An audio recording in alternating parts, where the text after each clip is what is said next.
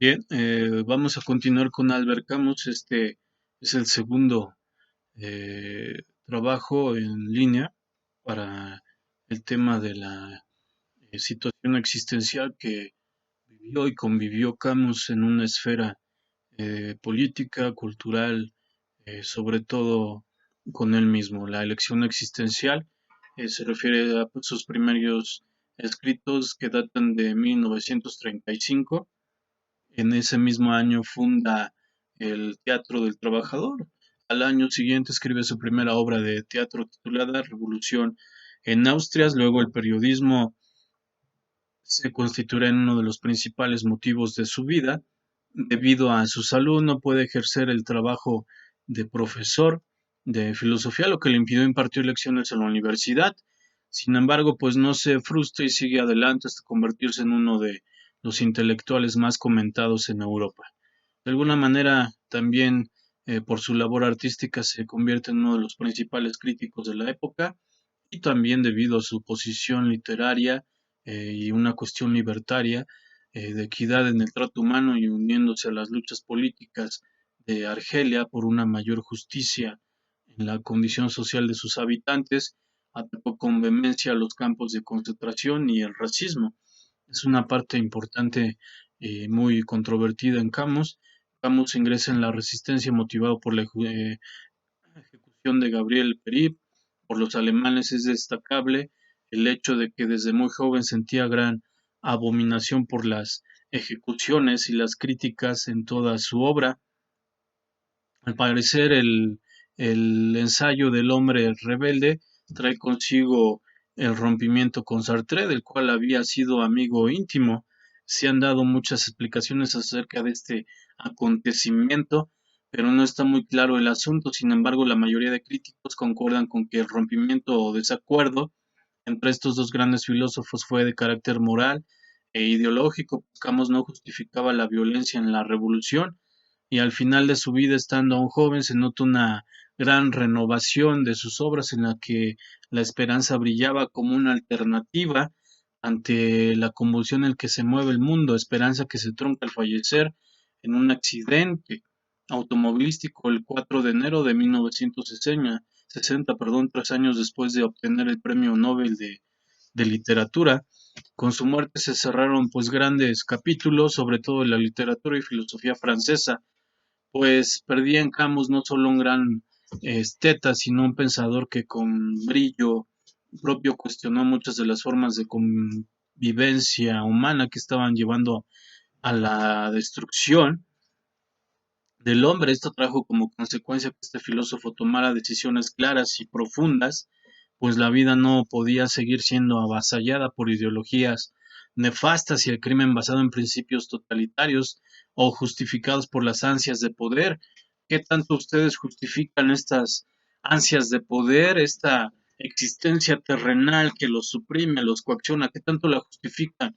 ¿Qué tanto se dejan llevar por hombres que se hacen inmaculados por el gran conocimiento, que los estafan y los envuelven, los coaccionan y los convierten en gregario? ¿Qué tanto lo justifican ustedes mismos en esta cuestión del pensar, en esta subordinación de servir para los demás? ¿Qué tanto justifican esa necesidad de angustia que no los lleva a nada, de ideologías que están suprimidas y que llevan tanto tiempo en el modernismo y que se consideran modernas, instauradas, pero ya tienen tiempo atrás, que tanto su metacognición de ustedes les hace ver que quizás su pensamiento de ustedes esté equivocado y logran justificarlo con los grandes medios, estos medios como la política, la sociedad y estas cuestiones inteligibles de la información que los confunden a menudo, y su existencia pues se vuelve una gran revuelta y unos grandes demonios que los acechan para convertirse en uno más de esta sociedad.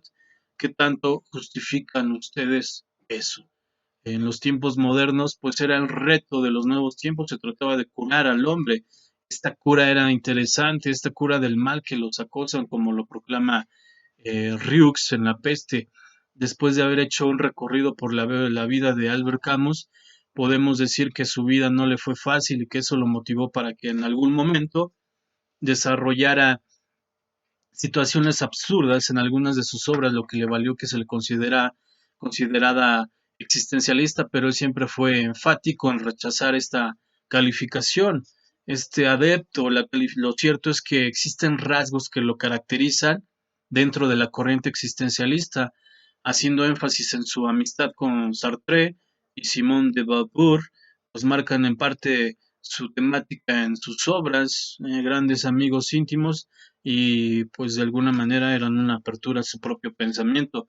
Existe un detalle totalmente digno de analizar, es que se ha visto el existencialismo como una moda, y es lo que les menciono. Este existencialismo ya lo quieren arraigar muchos por su forma de pensar, y gracias a las redes sociales, si se puede decir, esta moda se está volviendo como una consecuencia inestable de la misma sociedad por querer sentirse cómodo, tener respuestas por soledad, tener respuestas por cobardía, tener respuestas para poder mejorar una estancia solitaria y sentirse felices, aunque este existencialismo no tiene nada que ver con esa cuestión. Entonces, lejos de moda, creemos que el mismo Camus tenía un mal concepto de esta corriente. Lo que sucedió fue que este alcanzó una gran popularidad y lo llevó a una cierta vulgarización de algunos términos existencialistas y modos de pensar.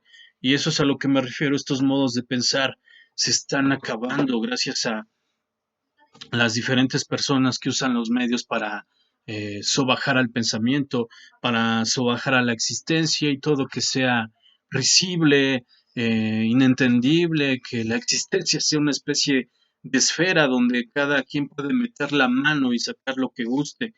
Entonces Camus, a pesar de ser un hombre moderado en su pensamiento, era un hombre exaltado, apasionado en algunos de los campos artísticos, como en el caso del teatro, de que se debate entre el abuso del racionalismo y la irracionalidad que parece a veces tener la existencia.